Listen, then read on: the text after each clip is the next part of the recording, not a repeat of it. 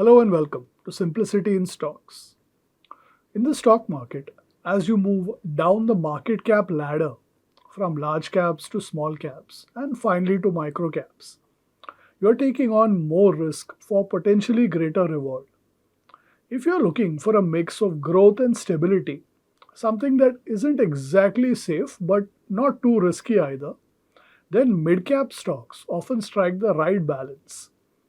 But finding the right mid cap stock can be tricky. One useful tool to make this easier is the Piotroski score. Let's find out what it is and three mid caps that score highly on this measure. But first, please note that this video is for information purposes only. It is not a stock recommendation and should not be treated as such.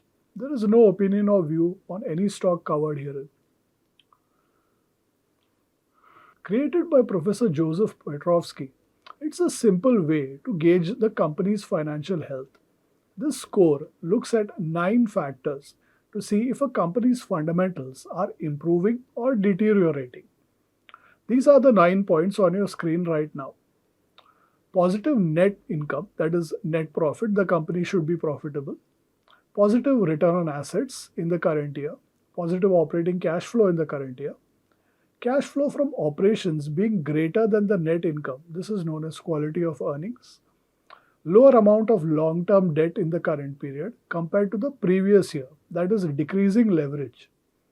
A higher current ratio this year compared to the previous year, that is increasing liquidity.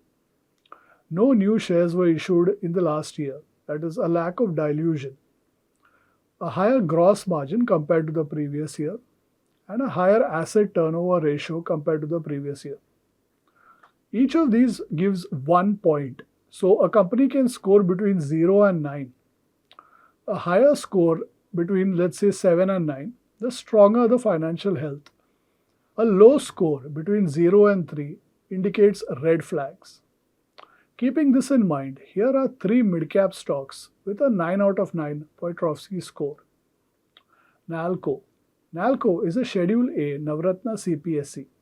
It's under the ownership of the Ministry of Mines, Government of India, which has a 51.28% stake.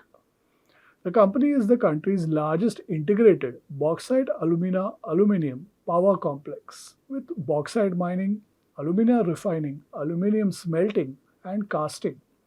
Over the past 5 years, the company has seen good growth. Its revenue has jumped from 89.5 billion rupees in FY21 to 167.8 billion in FY25, a CAGR of 14.75%.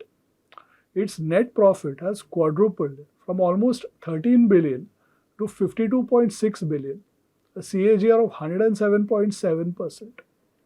The company's 5-year average ROE and ROCE are 18% and 23.5% respectively, while maintaining a debt-free balance sheet.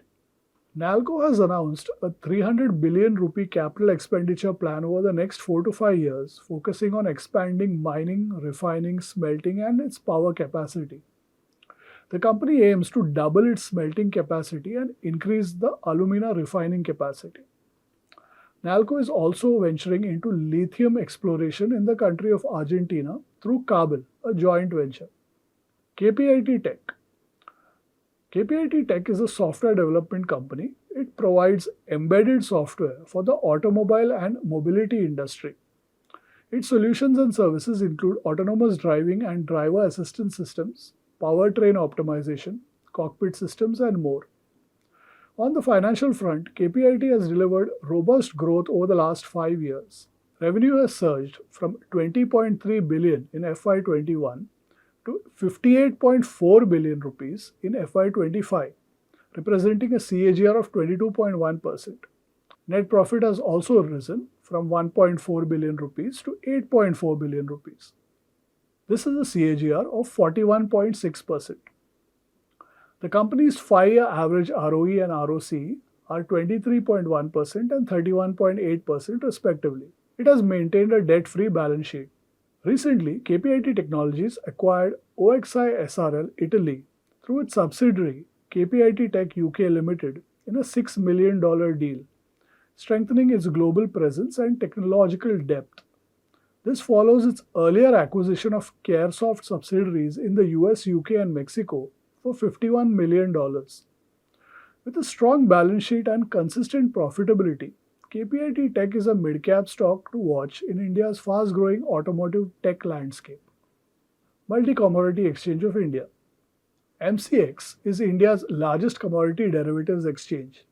It also ranks as the world's sixth largest by number of commodity derivative contracts traded. It provides a transparent and efficient market for trading commodity derivatives like bullion, industrial metals, energy, and agricultural commodities.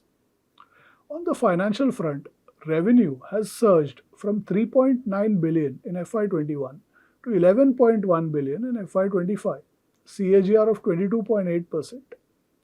Net profit has also risen sharply from 2.2 billion to 5.6 billion, a CAGR of 18.8%.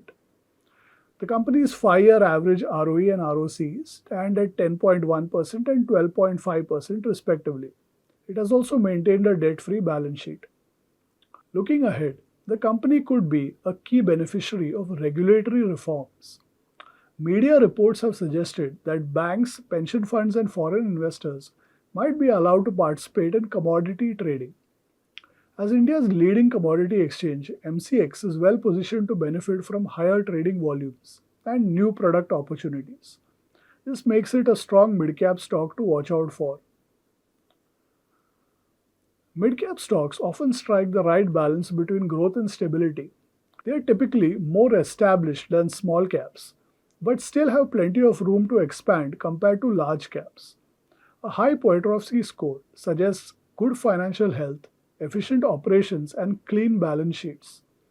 However, investors should assess the stock's valuations, the industry's prospects, earnings visibility, and corporate governance as important factors when conducting due diligence before making any investment decision. Happy investing!